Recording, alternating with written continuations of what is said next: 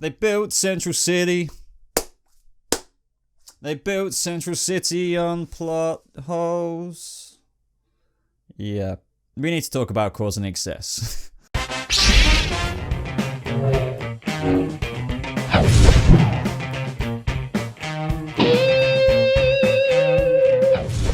What is up, species? We are back with a brand new Flash review. Welcome to The Flash Season 5 episode something. I'm pretty sure it's 14, right? Cause and excess. I could be wrong. Hopefully I'm not wrong. But either way, this episode. So, there's a few things about it that I did like. Let's start with that.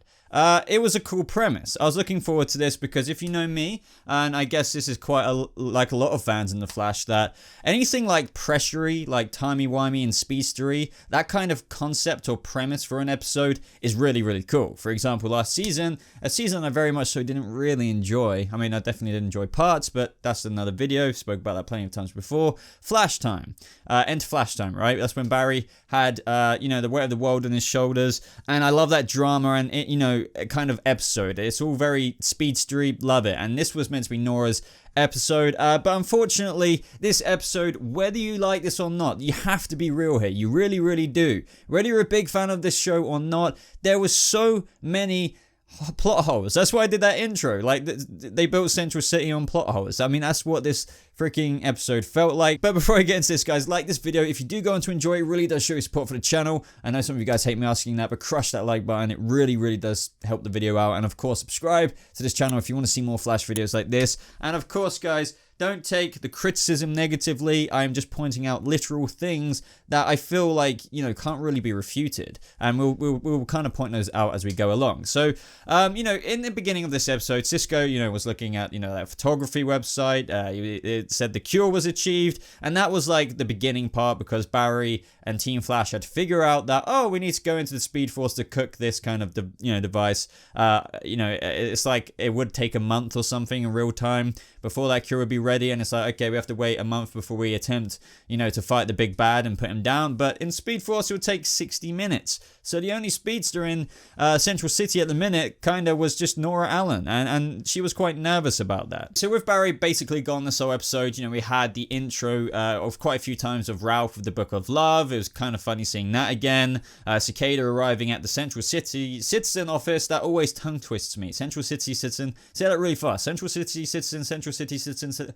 Blah, blah, blah, blah. Either way, she was about to activate the panic button. Oh my god, they chucked that in there. Wish she could have used that the other episode. I know you guys did point out, to be fair, her handbag was, in Cicada's house somewhere else, but I'm still standing by the point that she shouldn't have even gone in Orland's house. But either way, some people were having issues with how does Cicada know who Iris West is. I decided to let this one go in terms of gripes. That I will mention quite a few gripes in this review, and I would love to know whether you're a fan or whether you agree with me.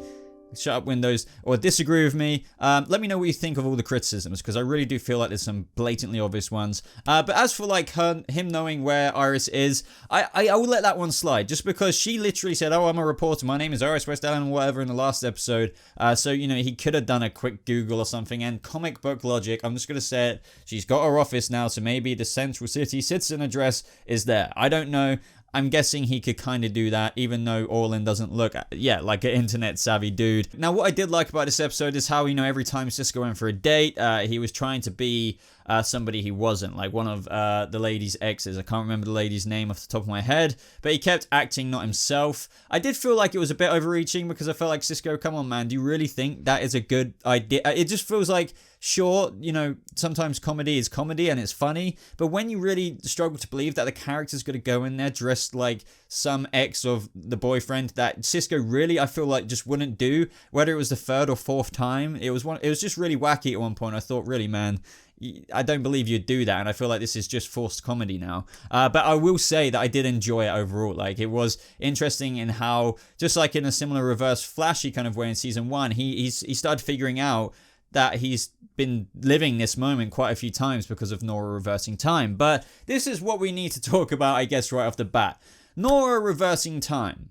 It isn't quite time travel, but it still technically is. Now, with time travel, technically, if you time traveled back, then Nora would have technically a time remnant of herself there, right? That's the difference. Whereas if she reverses time, with her unique ability, it's not time traveling because there isn't technically another Nora there. Because if she would have time traveled, as I just said, she would have traveled back to a point where there'd be another her, and there'll be like 53 Noras in this episode, because it was the 53rd attempt by the end of it that, everything was kind of normal throughout. But I am sorry to say, and I think this would be my first big point, if you're going to introduce an ability, Flash writers, or just the Flash show, time travel is my favorite thing on the Flash and speedstery stuff like this, but I do get, like many people say, I'm worried about it being in the next season, for example, because it opens many holes. Nora's ability, for example, when Barry was walking over to Nora after defeating Cicada a few episodes back to hug his daughter, and he got away, just flew off, why didn't Nora just rewind time then? Just be like, Dad, hey, he's about to fly off, metacuff him. You could probably invent 1,000 other times when she could have used her rewind ability. Problem number one, oops. But yeah, you could poke a hole in that, feel free, but I think that's pretty straightforward. Now, speaking of the differences of time travel, for example, between reversing time and Nora's, natural ability, it does still, interestingly enough, affect the timeline. So it essentially is, like, without going on to this too much, it is time travel, except without, creating a time remnant, because it does have timeline changes. Because this is a difficult thing. In CC Jitters, the guy who kept ordering the coffee, I think he went from like a Kid Flash to a Cicada. I think the person may have even changed. So those are literal timeline changes. So now I haven't thought about this specifically enough, but surely saving Killer Frost after her dying, Ralph, and everyone else who died would just introduce bigger cracks than what we had in the episode. Like, for example, a guy changing a flipping coffee. There would be bigger cracks, come on, there would be. Think about Flashpoint. But I'm not going to dive into that one too much just because I haven't thought about it enough. But all I'm saying is, her rewind time, it's rewind time, should really kind of have bigger timeline changes like time travel actually does. But, moving on. As I said, briefly going back to the Cisco thing throughout the episode, he was getting more development into that, to the point where I kind of liked how he just breached in and he kind of knew what was going on already, cancelled the date, but that's when he died. I like how Sherlock started to pick up on it. I think that was perfectly normal because he's already suspicious of Nora for all he knew. He thought it was a part of his investigation. Why is she acting weird? But, what about when she tried to go into the Speed Force? I'm pretty sure they didn't explain that. Now, I do not think this is because of it being a time loop. Because it technically isn't. This is the thing. This isn't like Legends of Tomorrow Groundhog Day. Each time she optionally decided to rewind time. She could have carried on this timeline forever, having let Ralph die, having let Killer Frost die, etc., etc. So her trying to go into the Speed Force and getting rejected by the Speed Force or something isn't a consequence of her time loop. This truly is, in my opinion, just godlike writing powers. Like, it's like trying to glitch out of a map in a game. It just won't let you do it. Even though your character could jump over a wall. I know this is a weird analogy, but it's just not going to happen because you're not allowed to. Basically, the excuse for the episode, I'm guessing, because they treat it as if the Speed Force is like a toilet cubicle. It's not currently vacant, you can't go in there, but there really was no reason why she couldn't talk to him. And they didn't explain that, so that's kind of, sucky. It would have been cool to be like, oh, this is why. Now, I know I have skipped some of the narrative, but, you've seen the episode probably at this point. It is a lot of the same stuff with minor changes, death, somebody else dies, blah, blah, blah. But now we've got to the point where Team Flash are figuring out stuff together. I believe this, after Cisco getting quite a lot of inklings, deja vu, it must have been like 50 times, not just 4 or 5 times, right? So he probably would have said something to Team Flash. That's why Iris said you're rewinding time. I do buy this just because Sherlock might have, added something into it saying, maybe she's doing this. Maybe this is what's happening. We know she can rewind time. That's believable, right? But them figuring out the solution, I'm not necessarily sure I would have believed that. I would have made this episode a little bit longer because I believe around a few minutes was shaved off this episode in how they were working together to find the solution, which they did, and I'll get to that in a second because that has problems.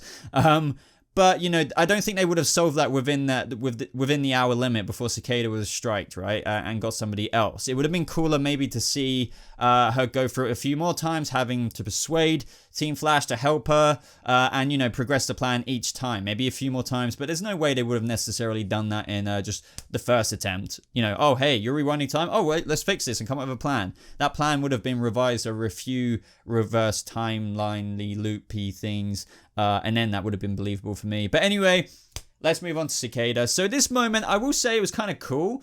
But there were quite a few problems with it. And this is something in the episode, this is one of the biggest problems as well. So we had everyone jumping in, all the powers were going off at once. It was a really cool, like, effectsy kind of scene. But if you, like, look past the glistening, beautiful wrapping paper of your present, and you see underneath the surface, why is Nora... Why can any of them use their power when the dagger is right there? Think about this for a second, and this isn't being nitpicky. Sure, you can enjoy things. I've experienced this before with shows where you just enjoy it and you refuse to acknowledge the problems. But when you do, once you see the light and you see the problems, there is really no going back, and you can't understand why things like this happen. The dagger dampens powers within quite a decent range, right? So you could, even if you're one of the people maybe arguing, oh, but the dagger was flying around the block and it was coming back, so that's why they could use their powers at that time. Okay, explain how the dagger was in the back of Cecile or Ralph or whoever was on that rooftop and Nora then just ran away. No, her powers should have been negated, but then you might say, oh, but Boba, you know, she was born with speech ability. No, it still dampens her powers. So I do not get that. That is a huge problem. It really is. So even when you come to that conclusion at the end and the dagger's getting reversed and it goes into all-in, all of their powers shouldn't have been really working. With regards to her running through the Killer Frost little gleam, I buy that just because Nora ran through it and you could argue that's the end of her ice trail, for example. But, you know, the dagger thing, that is really inexcusable.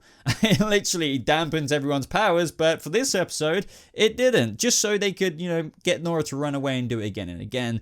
I'm sorry, but I would love somebody to come up with an excuse for that one. So we're nearing the end of the review now, and how could we forget? We get a little cicada grunt and then... flies off.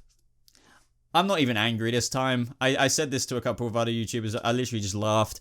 Maybe I'm just desensitized at this point. I am enjoying the season, don't get me wrong.